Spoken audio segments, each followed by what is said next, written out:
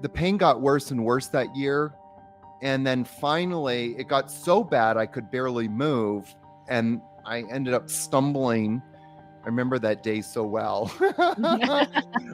Stumbling literally. I Mhm. remember the walk from my car to the emergency room. It was like 100 meters, Mhm. but it took me, a good few minutes because I was Yeah. just like baby step, baby step, baby Shuffling. step. Yeah. And anyways, the doctor said to me, you don't need to do this right now, but we might need to do a spinal fusion in your lower back. And so I just kind of made the decision right then and there. There's got to be another answer. Welcome to Bed, Back, and Beyond, sharing positive stories of recovery from serious back or neck injury. Your host is CK, a fellow champion who draws on her own experience with herniated disc surgery. Join her as she talks with others who have overcome the physical and emotional trauma of a painful injury, and discover for yourself how you can find hope and encouragement in recovery. Before I introduce today's guest, I just want to give a big shout out to listener Sherry and listener Kelly. Thank you, ladies, for your support and for listening. Today, I am joined by Yogi Aaron. Aaron is a yoga teacher who has dedicated his life to helping people live pain-free. He has created his own yoga technique called Ayama, which incorporates muscle activation. This leads to balance and strength in the body, which he used on himself to avoid a spinal fusion. Hi, Yogi Aaron. Thank you so much for joining me on this episode of Bed, Back, and Beyond. Before we move into your injury story, how about you tell us a little bit about yourself? Sure. And thank you so much for having me on. I love the title of your podcast. Thank you. It's great. It's genius, actually. And it is true. I mean, there's so much in the beyond to talk about, right? Yeah. Yes. Uh, so I am a yoga teacher. I been teaching yoga for over 30 years now. And the short story is kind of really, my career really began when I lived in New York. That was when it really took off. And I started a yoga studio. There, I met my business partner at the time and named Adam. And we really wanted to create a community of like-minded people. I think like a lot of people that get into this industry, they have a fantasy, of this beautiful oasis. And so we manifested the oasis on in a tropical paradise in Costa Rica on the beach, Mm. and opened up a beautiful yoga retreat called Blue Osa Yoga Retreat and Spa. We're just in our 15th year of being open, and I wear many hats there. Yoga resort owner is one of them. But Mm. my favorite hat to wear is yoga trainer. So I welcome a lot of people every year and do yoga teacher trainings. And so that's my biggest gem. I'm also a pain specialist and muscle specialist. And so the lane that I really drive in is in how to get muscles working properly and improve the biomechanics of the body. So that's my big passion right now. That's great. Now, you discovered yoga when you were 18 years old. Is that correct?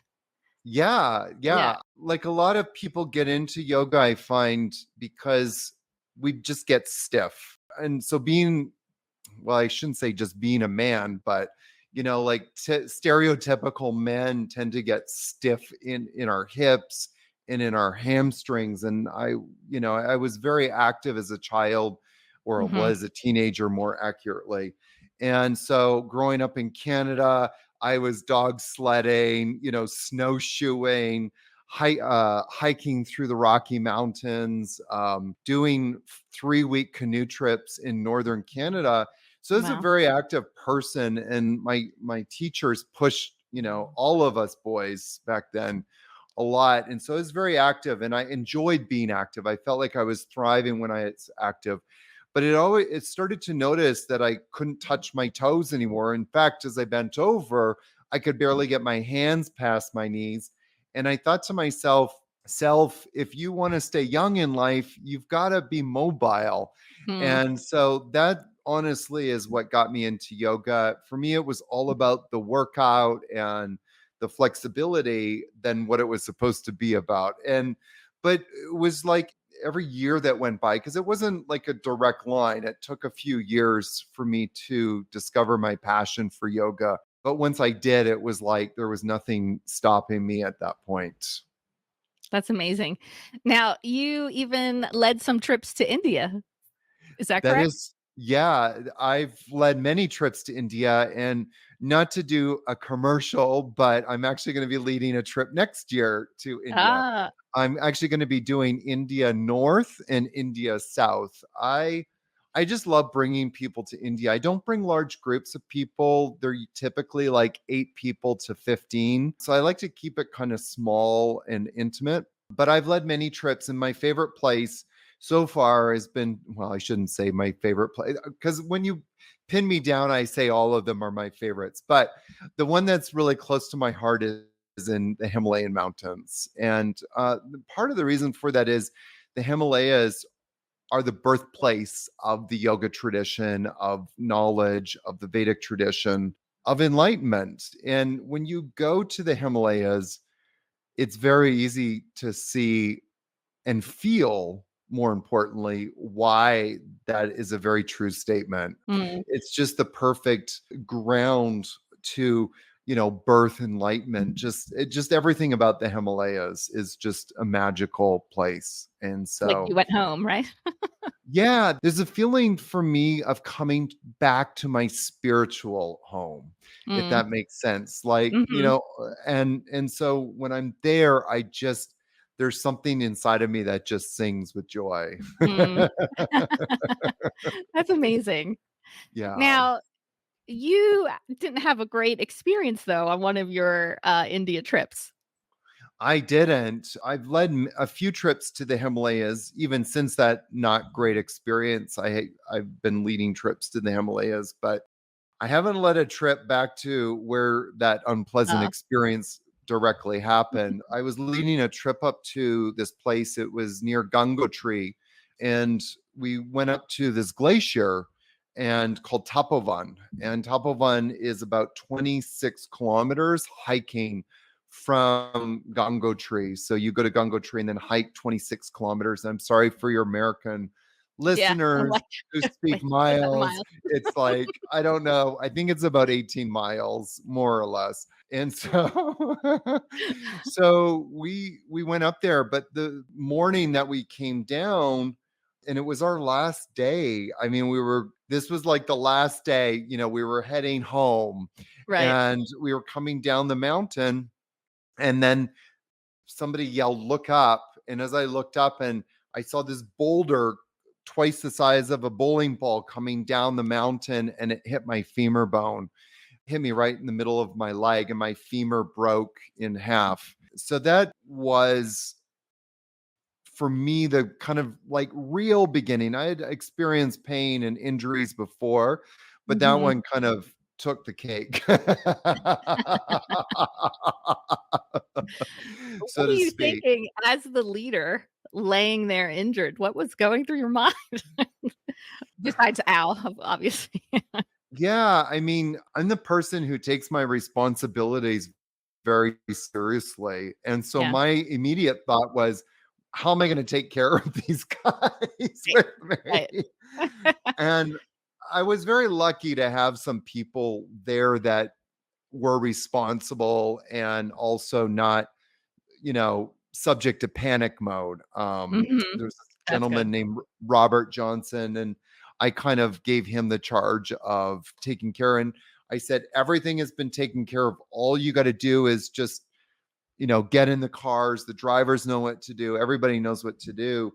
But the other thought that kind of went through my head was like, I don't know what to do. And so, in yoga, the reason why we practice yoga, at the end of the day, if we want to distill it down, it kind of distills down to a couple of things, but one of them is just coming into the present moment. Mm, And I had felt like, here I was on this glacier. My literally fractured in half my leg, and not, all my clothes had gone away with the porters. Like, they were 26 kilometers ahead. And so all I could do was just be in the present. What do I need to do in the next moment? Or what do I need to Mhm. do even in this moment to stay safe and to stay alive? And so everything in my yoga practice kind of came together at that Mhm. moment and put it all together. And I felt like I had been doing yoga at that point. I think it was 35. I felt like I'd been doing yoga the previous 17 years to prepare me for that moment. Okay. Put you in the right mindset. Yeah, Yeah. yeah. And the words of my teacher kind of rang true to me. It's like, if you're going to be a mess, be a happy mess. You just put that on a tattoo across my wrist. Uh-huh. Yeah. Because and his words kind of rang in my mind, and it kind of was like, okay, how am I going to choose to be in this moment? Right. And so that kind of helped me stay clear in my Mm. mind, and also accepting, because when any of us in life get into a situation that is uncomfortable, Yeah. and that was uncomfortable, um that we tend to always obsess, how do I get out of this uncomfortable Mhm. situation? And Mhm. not to kind of like quote too many people, but I had a student with me, and I kind of turned to him and I said, I'm just trying to, make lemonade out of these lemons. And he turned to me and he said, why not just enjoy the lemons? And that kind of like really, that hit me really big. Yeah. And I thought that was a very profound statement. It's like, Yeah. that's what we're learning in our yoga practice. Take all moments Right. as a blessing.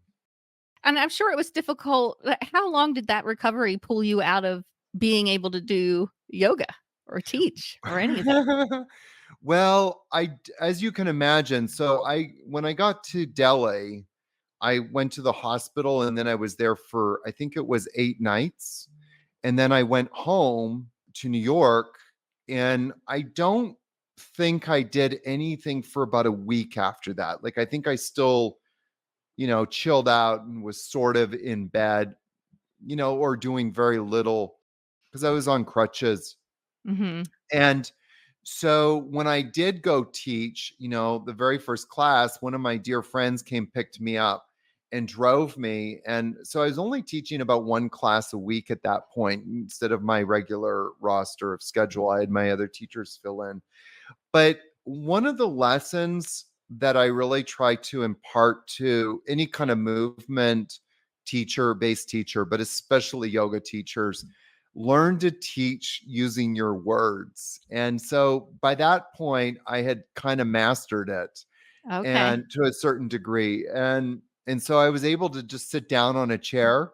That very first class, I could barely move. I was definitely in pain, and I just kind of taught from the front of the room, and I just sat in a chair and just led the class that way. And I've always kind of joked, God can take away everything, but please don't take away my voice. Well, don't say it too many times. You might get tested. Yeah, it's come close a couple of times when I've, Yeah. had bronchitis or something. Oh my God. But yeah, so it's just, I was able to teach, that way, but it did take me a long time to recover. And I remember about 5 months later, a friend yoga teacher was visiting me and teaching. He was doing a guest teaching class in my class, and he was doing handstand. He said, Aaron, you're going to demonstrate handstand. And I was terrified. I started Mhm. sweating, Mhm. bullets, because I just didn't trust my body. It took a Yeah. long time for Mhm. me to learn how to trust my body again. Yep. Yep. I'm like shaking my head because I had back surgery, and just allowing myself just to turn and twist my back was a mental challenge because I was just scared to Yes. move. Yeah, you Yeah. understand it. It's like when Yeah. you get injured, it's one of the things that goes is our trust in our Mhm. bodies. And I think what I've been trying to teach people or tell people, convey to people is, doing the work that I do now, it's about building that trust. And Mhm. so, like just when you're navigating stairs, and how many people, especially as we age, have that challenge of either navigating stairs or uneven surfaces, Yeah. and so that's something that we have to kind of deal with and try and work through. But it's important to keep doing that, because as we don't do it, and Mhm. my physiotherapist reminded me of this constantly. You got to keep moving to keep Right. that stiffness away, because the moment you stop moving, stiffness will start moving in. Right. Now it sounds like you kinda had a pivotal awakening realization about yoga and, muscle awareness because you were told you may need a spinal fusion? Yes, yes. What what were you feeling that led you to a doctor about your back in the first place? So I think it's important to kind of point out that I got into yoga because I had stiff, hamstrings, tight Right. hamstrings. Yes. And so I also have a very type A personality. So I kind of throw myself into whatever I'm doing 1,000%. Right. And so I went into some very deep and intense stretching practices, Okay. and almost immediately out of the gate, I really hurt my back. And, here I was 18 at that time. And I thought, my God, what is this about? Well, I Mhm. should stretch more. I did. And I ended up hurting my back more and more and more. It actually became a regular occurrence where my back would hurt and then it would start to spasm a lot. Mm. Mhm. And so it was kind of like this cycle of, okay, now I need to stretch more because that's what's causing the back problems. And then I would hurt my back and then I would stretch more. And nobody ever told me, that leading up to that moment, which was 25 years, Aaron, you're having back problems because your certain muscles are not strong. Your Mhm. hamstrings are tight because your quads aren't working properly, your hip flexors aren't working properly. So, anyways, I just kept stretching. I would see every kind of specialist under the sun. I also developed searing chronic neck pain and Mhm. shoulder pain. Actually, at one point in my journey, I developed neck pain so badly that it felt like somebody was driving a knife into my scapula. Anyways, I ended up hurting my back. It was 2017 or something. And I ended up going in doing this deep stretching practice. Some of your Mhm. listeners who know anything about yoga might have ever heard this word yin yoga. Okay. Worst kind of yoga, do it. If you hear about it, run the Right. opposite Stop doing it. direction. And I will just kind of say that not one yin teacher understands anything about biomechanics, no matter how Mm. many fancy words they use. So, just my little 2 cents. And so, anyways, the pain got worse and worse that year. And then finally, it got so bad I could barely move. And I ended up stumbling. I remember that day so well. Stumbling literally. I Mhm. remember the walk from my car to the emergency room. It was like 100 meters, Mhm. but it took me, a good few minutes because I was Yeah. just like baby step, baby step, baby Shuffling. step. Yeah. And anyways, the doctor said to me, you don't need to do this right now, but we might need to do a spinal fusion in your lower back. And so I just kind of made the decision right then and there. There's got to be another answer. And Yeah. so that kind of led me into this path of muscle activation. Uh, Okay. and so I started studying muscle activation. I actually ended up going to school and doing some of their training, and I kind of just did it more for my own sort of knowledge and journey. Mhm. But what I quickly came to learn, and directly, not like theoretically, but directly understood, is that when we stretch, we actually inhibit muscle function. Muscles lose their ability to contract and contract on demand. And so here I was doing all these deep stretches in my glutes and my back muscles. And these are the muscles that actually needed to contract properly to Right. support my back. And Mhm. so right then and there, I swore I would never teach stretching again. And then slowly, wasn't a straight line, but Sure. slowly started to flip the script on teaching stretching and how I was going to start teaching yoga. And then that's how I came up with applied yoga anatomy and muscle activation, a yama, to offer to yoga teachers. That's great. Yeah, spinal health is more than just core. Everyone thinks I got to get the abs, but it's your hip flexors, it's your glutes, your muscles along your back, Yeah. and learning what all that means and how it connects. I would feel like is something very important if you're going to be teaching people how to feel better. Well, I just want to respond quickly to that because, having strong abs is important.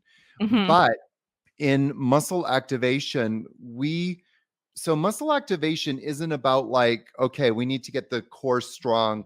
So we're going to go do a bunch of sit-ups, Sit-ups. Yeah.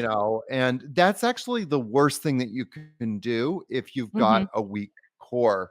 And part of that reason is because if you've got a weak core and you just start pounding the pavement and doing all those sit-ups, you can actually weaken your core, which is what Mhm. happens. From a muscle activation perspective, all we're trying to do is improve the communication system between the muscles and the nervous system. The Yeah. central nervous system. That was the word I was looking for, the central nervous system.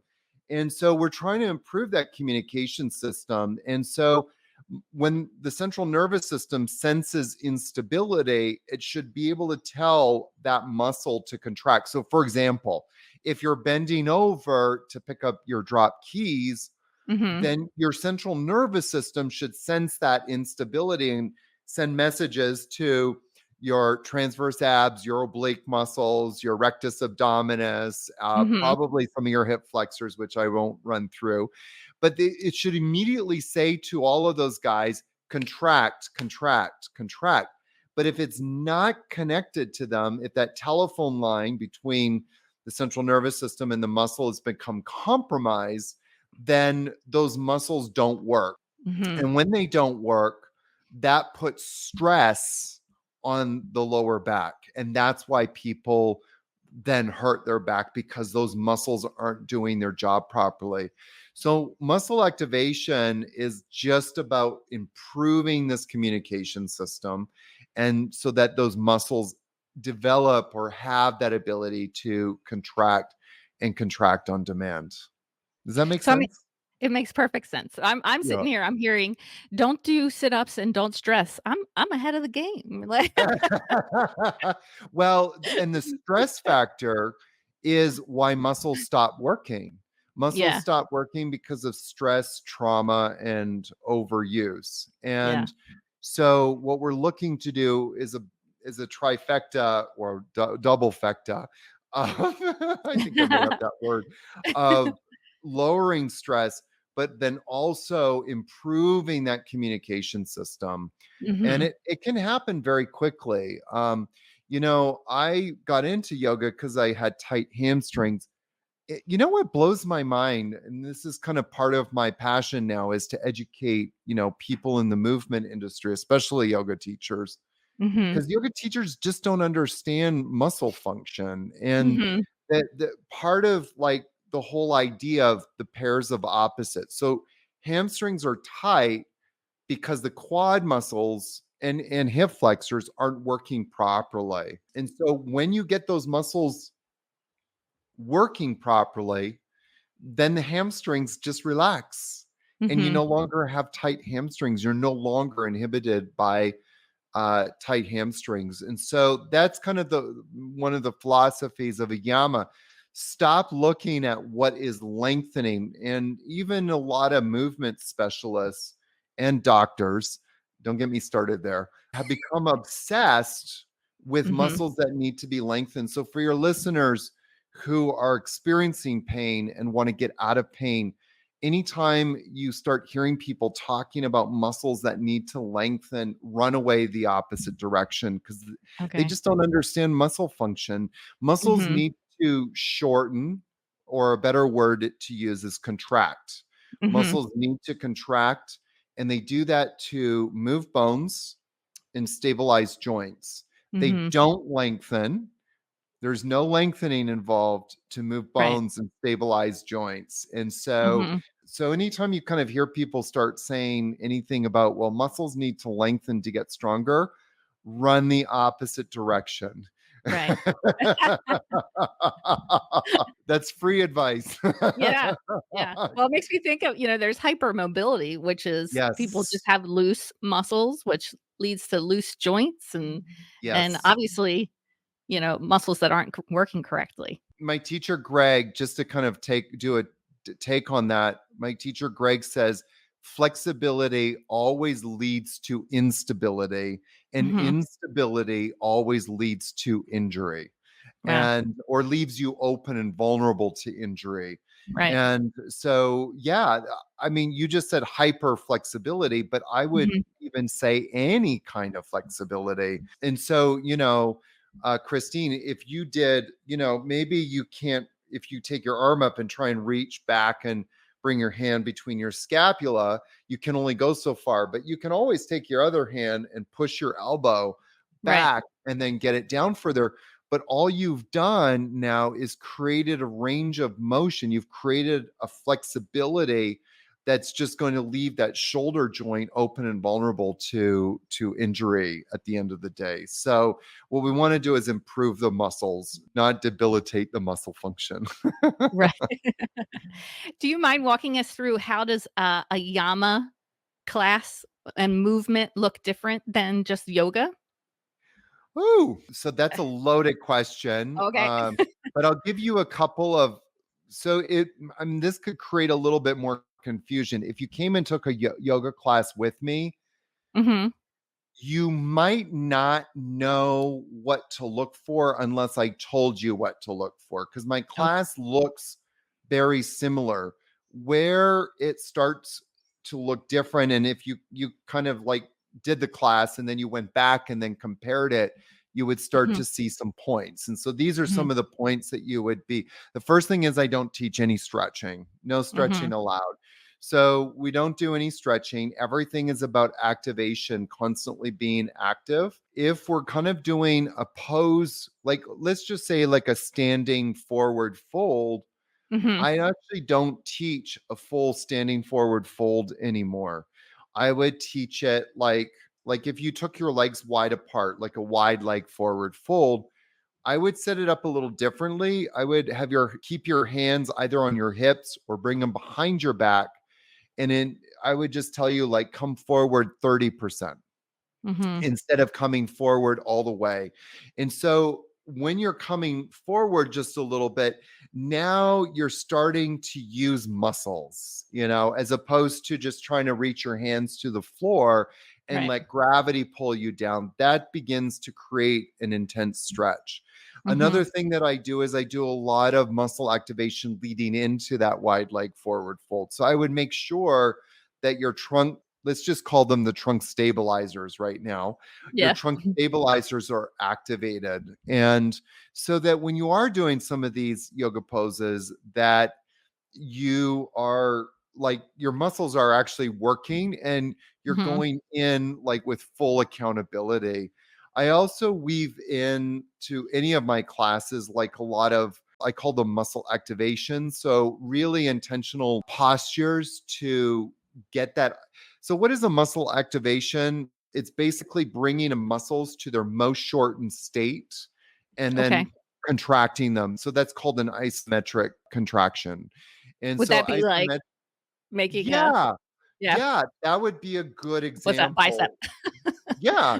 So Yep. if you brought your arm out to the side and then brought your hand to your shoulder as far as you can feel your bicep contract.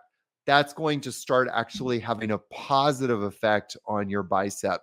And it's just not to go too far off topic, but it's Mhm. actually going to have a positive effect on a lot of your other muscles in your arms and shoulders, because as one big muscle group starts to work properly, other Mhm. muscles start to join in on the fun. So so that's one thing. I think another thing is also like slowing down. So a lot of yoga classes these days are all about the sweat and the Mhm. workout. The truth Mhm. is that people that come to my classes end up getting more of a workout because there's such an intense focus, and you Sure. end up feeling your body working in a way that you've never felt your body working before. Mhm. So there's like a different kind of intensity. You may not quote unquote sweat and feel your heart rate go up, but you're going to feel your muscles of your body working like you've never felt them before. So I hope I didn't scare anybody, because it isn't Yeah. scary. It's a very different way of working. And I think one Mhm. of the biggest compliments slash comments I've had in the last year is especially from yoga people coming up to me saying they have never felt like they felt that they were in their body as much as they were when they, did my class. And Wow. that's such a great gift, Yeah. because yoga is supposed to get you in your body, but a lot of people aren't getting there. And I could get into the reason why. There's actually a reason why. But this methodology of muscle activation is actually connecting people at a very profound level into their bodies. And where did you learn about muscle activation? I learned from my teacher, Greg, who has a school called Muscle Activation Technique. Just for clarity, I don't teach muscle activation technique. I actually do muscle activation technique on people, but I don't teach it. But I took that body of teaching and created a yama because muscle activation technique was more of a therapeutic approach to working with people one on one. So I learned that from Greg Roskoff, who about 25, 27 years ago, when he started on his journey, what he found very quickly was people were treating muscle tightness. And so, we want range of motion, Mhm. and what's stopping range of motion is muscle tightness. And so that led him into questioning, well, why is the muscles tight to begin with?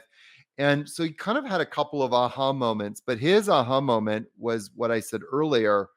When he would stretch people to create that range of motion, he was able to go back in and test the muscles, to test the force output of the muscles. And Okay. he always found that all these muscles are weak. And so Greg worked with the Denver Broncos.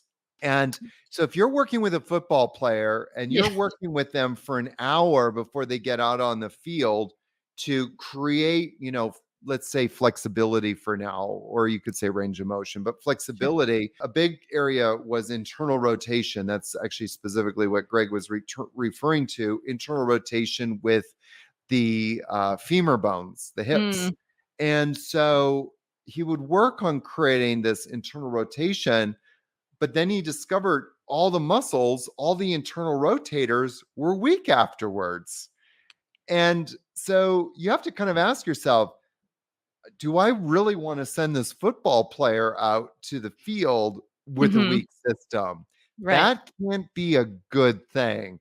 And so that sort of started getting him questioning. And what he found was that muscle tightness, this is a gift to anybody who hears it. It will take some people a while to process it, but muscle tightness is just a protective mechanism in the body. Mhm. It's the body's biomechanical, I feel like I really need to stress this word, unconscious, Mhm. meaning it doesn't matter how much you tell yourself to relax. If your body senses instability, it's going to tighten up, no matter Mhm. how great of a yogi or how great of a meditator or how, much you try and will yourself. Your body is going to tighten up. If you go step on ice, Mhm. if you step on a slippery surface, what does your body do? It tightens up. So Titans. Yep. it's an automatic response. So muscle tightness is a protective mechanism by the body The Mhm. body senses instability and it sends out an SOS message, tighten up, tighten up, tighten up. And so my hamstrings was a physiological response to my body sensing instability. And what I Mhm. should have done was ask the question, where is the source of this instability and what can I do to get these muscles, stronger? And again, stronger means getting them to be able to contract and contract on demand. And so that was what Greg discovered. And then he started creating muscle activation technique. And Mhm. when I got into that course, I realized a couple of things. One, and being a yoga teacher for 25 years, it was very humbling to realize I didn't know anything about the body. Like Yeah. I knew nothing. I thought Mhm. I knew a lot, and people came to study with me thinking I knew a lot. And then I Mhm. realized if I don't know anything, Mhm. and I'm a senior yoga teacher, and I go to Yeah. other senior yoga teachers, and I've tried to learn something from them, they Yeah. know. Yeah. And they know bupkis. Yeah. And so that's why I created a yama, in the first 3 words is applied yoga anatomy. It's like, let's Mm. start to learn about functional anatomy. So because a lot of us go in, especially in the yoga world or movement world, we learn about anatomy, but it's like it's something outside of us. It's not something that we own and that we feel and experience. So a big part of applied yoga anatomy is to make it experiential. So when we're Mhm. talking about trunk flexors, like there's your trunk flexors. Those are the Mhm. muscles that are moving your trunk. And so that's it in a nutshell. And since learning muscle activation and creating yama, you've been able to avoid the spinal fusion, right? I have not only avoided this spinal fusion, but for the first time in my life, I don't have to deal with tight hamstrings, That's great. which is such a huge gift. The greatest thing is I don't have to fold forward anymore to prove anything to Mhm. myself or to anybody. If I need to fold forward, I just fold forward. Does my body tighten up? Of course it does, because I Mhm. experience stress, trauma, and overuse. When I say trauma, it could be I told you before the interview, I was in Japan on vacation. And so, coming back and being in the plane for 35 hours, that's going to have a traumatic, Yes.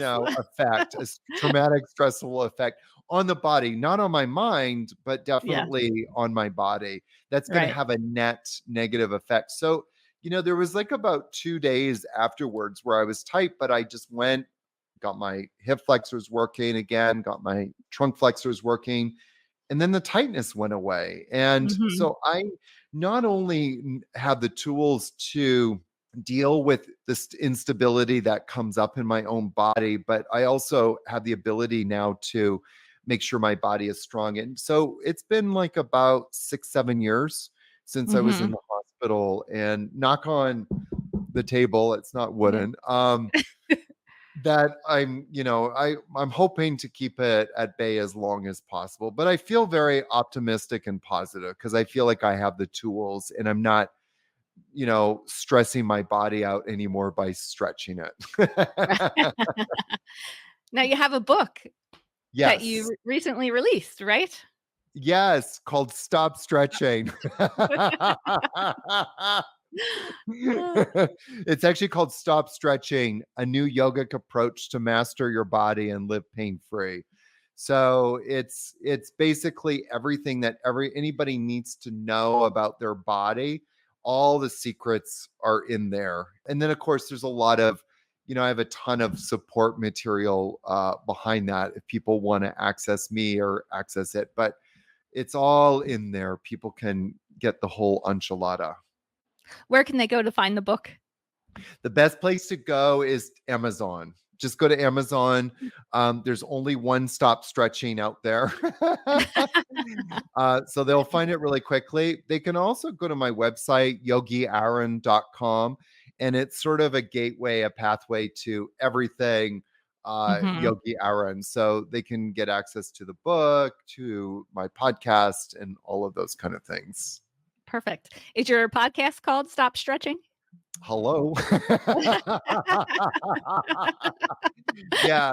Yes. That was actually when I was coming up with the name for the book. I actually thought, why not just call it Stop Stretching? I kind of Right. played around with it a lot, but Uh-huh. it's just very direct. But yeah, the podcast it's an 8-part series. It's kind of a documentary kind of series that goes much more into detail about my own chronic pain journey.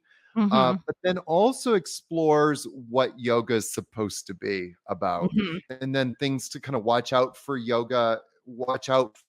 the yoga world. Like, what kind of teachers do you want to look for?